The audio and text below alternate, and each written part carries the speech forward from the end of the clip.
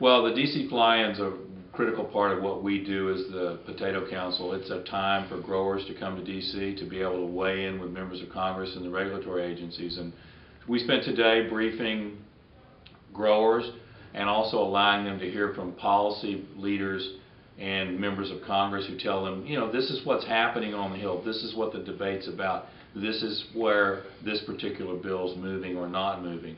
And growers get a chance to ask them questions about the impact of individual bills might have on their growing operation. So it's a pretty, I think, exciting and eventful time for the growers in terms of have those interactions with members of Congress. And this is something that sort of built itself up a little bit over the past few years, hasn't it? Well, it's something we've done for a long time, but we've tried to expand the number of people that are attending. We've tried to increase the number of speakers that are available to them, really tried to upgrade both the content and the quality of overall what's happening. And growers are responding because we're seeing more and more people each year want to attend. Well, I got the impression, talking to Steve Crane and some other people, this is the kind of stuff that you want more growers to participate in to get the word out. Well, absolutely, it makes a difference. If you take 200 people to the Hill with your message, that's stronger than if you take 150 people with your message. And I know it's a difficult thing for growers to take the time away, but every grower that I know that comes and participates really ends up enjoying the experience and believing that they've contributed significantly when they get to deliver their message directly to a member of Congress. I got the impression the congressional people, the senators and the reps enjoy it too, sort of. Well, I think they do enjoy it, and I think if you notice from the commentary today, almost every single member of Congress or staff person from Congress complimented the group for doing what they were doing and sort of bringing their message to town, and told them how important it was, and told them that, in fact, members listen and members care what you think. I think we had some speakers come in to talk about that process and how it worked and why we were successful.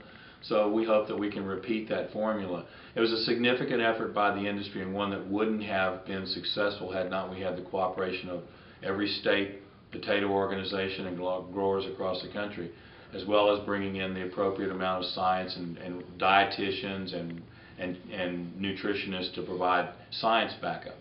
It's one of the few projects that's received bipartisan participation this year. It did. It was actually in the Senate. It was very bipartisan in the vote that took place there, and I think that's because there was some common sense reasons and strong science backing for why potatoes ought to be in schools. It just makes sense. We know potatoes are nutritious. We know kids need the particular nutrients that potatoes have. We know that kids like potatoes, and we know that schools can serve potatoes economically. So against the backdrop of those facts, it was a surprising outcome to have USDA try to limit potatoes in schools. But it also showed you guys what you can do. It absolutely showed us what we can do, and I think it was hopefully inspirational to the industry from that perspective, because unfortunately it won't be the only problem that we have to face. Real critical issue that was talked about today was us gaining greater access to the Mexican consumer for our fresh potatoes. It's a real critical issue for us. It's one that will make a difference for U.S. growers. It'll make a difference for Mexican consumers. But potatoes in Mexico are very expensive, more expensive than the U.S. We can put high quality potatoes in Mexico that will benefit consumers, and it'll be a good thing for U.S. growers. So that's a critical issue that we are working on, that is everybody in the industry would consider sort of the holy grail of trade issues, certainly. And like most international issues, it's going to take a little bit of time to resolve. It's going to take some time. It's a very difficult negotiation. Mexico obviously wants to make sure that they're protecting the plant health in their country, but that we believe that can be done with proper mitigation measures, and we can have a robust trade in Mexico. And we all need to be moving toward a situation where our trading relationship with Mexico is freer, fair.